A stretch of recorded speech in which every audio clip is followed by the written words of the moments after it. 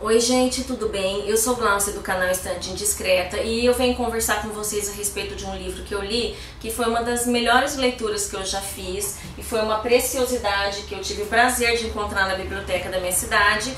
Trata-se de A Casa Soturna, do Charles Dickens. Esse livro ele foi reconstruído, restaurado. Essa aqui é a capa original da Nova Fronteira. A tradução é do Oscar Mendes e ele tem 822 páginas, num espaçamento e uma letra muito pequenos, Então eu acredito que se fosse um tamanho de letra, um espaçamento um pouco maior, esse livro teria aí mais de 1000 páginas. Eu passei praticamente o mês todo lendo, mas valeu a pena, Esse aqui é o frontispício da capa original, Bom, o Dickens, ele foi um escritor inglês, ele viveu 58 anos entre 1812 e 1870 e ele foi um dos escritores ali mais queridos, mais admirados pelo povo inglês. Até hoje ele é querido pelos ingleses, Ele escrevia os livros dele, ele tinha tema assim com apelo bastante popular, Então por isso acho que ele teve essa característica de ser bastante querido, E os livros dele, não sei se na totalidade ou em grande parte, na maior parte, foi escrito em forma de fascículos, Então as pessoas se reuniam ali e eram lidos as histórias dele, esperadas com bastante expectativa o próximo capítulo, como se fossem mesmo as novelas de hoje em dia, Isso unia as famílias naquela época. Bom, e esse livro aqui, ele foi publicado nessa forma de fascículos entre 1852 e 1853.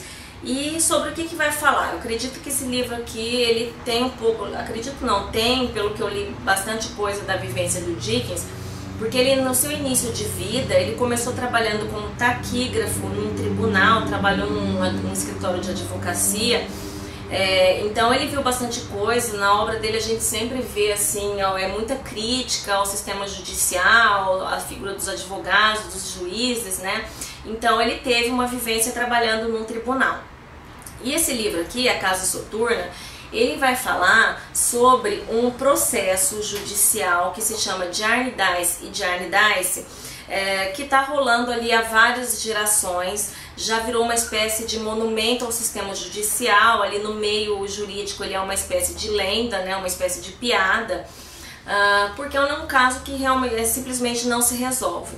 Os requerentes ali, os primeiros requerentes, eles até morreram, o negócio foi passando de geração para geração, foram deixados assim vários testamentos, um escritos em cima do outro, e cada advogado interpreta de uma maneira, tem vários furos ali, então o negócio não consegue se resolver nunca, E ele vai construir a história em torno desse processo, Os personagens, eles vão sendo apresentados à medida que eles estão envolvidos de alguma forma, direta ou indiretamente, com este processo, com as pessoas ali envolvidas, E mostrando como que ele, de certa forma, pode acabar com a vida das pessoas, Como essa fixação, essa espera, essa burocracia pode interferir na vida das pessoas, E o livro, ele tem dois focos narrativos. Ele é narrado ora em primeira pessoa, ora em terceira pessoa, e alguns outros capítulos em primeira pessoa, na figura de uma personagem chamada Esther Summerson, que é meio que a figura central ali do livro. E ela foi uma órfã, foi criada ali num orfanato e foi mantida ali, quem pagava todas as despesas dela. Ela não sabe quem foram os pais dela, mas tem um tutor que está pagando todo o estudo dela, e quando ela chega à maioridade, ela sai do orfanato e vai administrar como governanta a tal da Casa Soturna, que é de propriedade do Johnny Darcy, que é um dos envolvidos ali neste processo. Então foi ele que manteve ela naquele orfanato o tempo todo, e aí ele vira o tutor dela. Então assim, é um livro que ele tem muita crítica em relação a esse sistema judicial, mas ele é um livro muito envolvente, ele é muito cativante, e mais uma vez a gente consegue reconhecer o estilo de Dickens, principalmente na construção dos seus personagens. Os personagens dele são muito marcantes, muito característicos, e são aqueles personagens dos quais a gente vai se lembrar por muito tempo e vão servir como referência na nossa vida de leitura, né? Ele tem alguns tipos que sempre aparecem em várias obras dele, que é a figura do advogado, a figura do agiota, né? Então não é diferente aqui. E outra coisa que marca bastante o estilo narrativo do Dickens, além desses personagens que são muito típicos e muito marcantes, é o senso de humor, né? Então ele escreve tudo com um senso de humor muito sarcástico, muito ácido, muito inteligente, muito sutil. E ele faz isso de forma que tudo que ele escreve, até as coisas tristes, até as tragédias que acontecem aqui, a gente acaba rindo, e eu me peguei na leitura e falei assim, nossa, mas eu tô rindo disso, isso não é uma coisa para rir, né? E mesmo os vilões, eles são apresentados e são caracterizados pra gente de forma muito engraçada, que a gente quase que nem consegue sentir raiva dos vilões, né? Então é assim, vale a pena ler, tá? É um livro que está esgotado, o título original é Bleak House, então dá para encontrar em inglês, quem tiver um inglês muito bom. Mas eu acho que vale a pena dar uma busca ali na biblioteca da sua cidade, porque às vezes, mesmo sendo uma biblioteca pequena, você encontra, tá? Eu tenho um amigo no Facebook que é o Alistair, né? Alistair, vê se eu deixei, comenta se você estiver vendo se eu coloquei a tônica certa no seu nome, tá? Mas ele mora numa cidade de 60 mil habitantes e ele disse que encontrou esse livro lá, e pelo que eu vi na foto que ele postou, tá até em melhor estado do que esse aqui, tá? Mas eu acho que a biblioteca fez um estado de conservação aqui muito bom. Bom, deixa eu ver o que eu selecionei aqui do livro. Essa primeira frase é só para mostrar a ideia que o Dickens tinha ali dos tribunais ali desse meio, né? Suporte toda e qualquer injustiça que lhe hajam feito, em vez de vir pedir justiça aqui. Então ele confiava bastante, né? Há sem dúvida um povo, certo vasto número de supranumerários, a quem de vez em quando se deve dirigir a palavra e com quem se deve contar para vivas e coros, como nos teatros. Consideração que eles tinham pelo povo, né? Aí está o sistema. Dizem de todos os lados que é culpa do sistema. Eu não devo considerar indivíduos, é o sistema. Eu achava que isso fosse uma coisa dos tempos modernos, mas você vê que em 1852 isso já existia, né, essa coisa do sistema. Deixa eu ver aqui.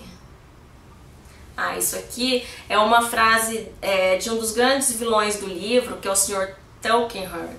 Tulkinghorn. E ele era uma espécie de misógino, né? Então uma frase dele aqui. Há muitas mulheres no mundo, pensa o Sr. Tulkinghorn.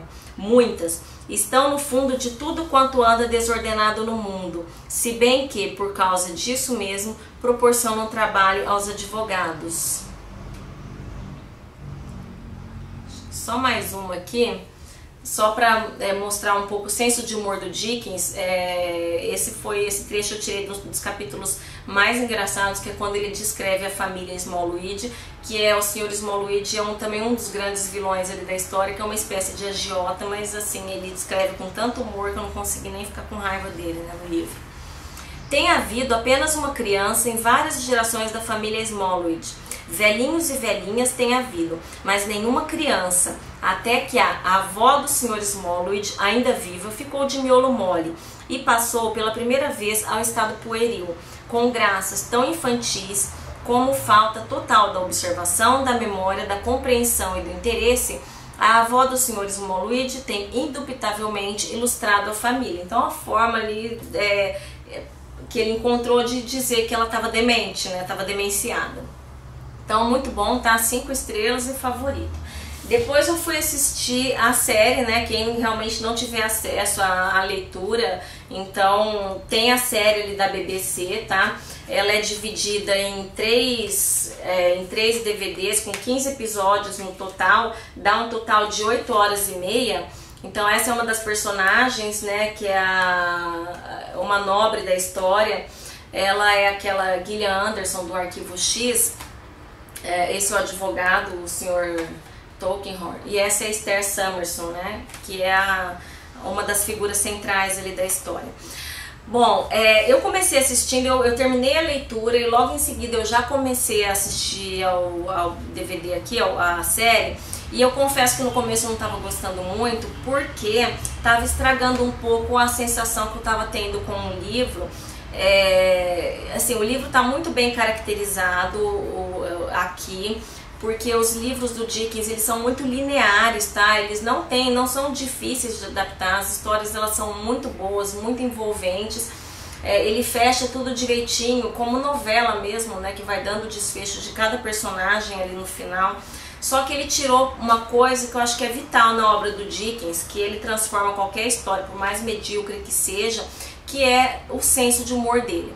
Então aquela coisa dele tornar tudo muito divertido, muito engraçado, não tem como, eu acho que não tem como passar aqui pro DVD, pra série. Então a série ela tem mais um tom dramático mesmo. Tanto é que eu chorei bastante, tá? Passada essa primeira impressão de não estar gostando, porque tinha acabado de fazer a leitura, mas depois eu comecei a me envolver um pouco aqui com a história aqui, com os personagens de novo, mas ele tem esse aspecto diferente aqui, que é a falta do humor do Dickens, que eu acho que não tem como passar por uma adaptação, tá bom? Mas eu acho que vale a pena, uma ótima história, tá bom? Então é isso, deixem aí nos comentários o que já leram do Dickens, se tem oportunidade de ler essa obra, e se assistiram à minissérie da BBC, que tem um padrão ali impecável. A série é de 2005 e recomendo, tá bom? É isso, e volto depois para falar de mais uma leitura. Até mais!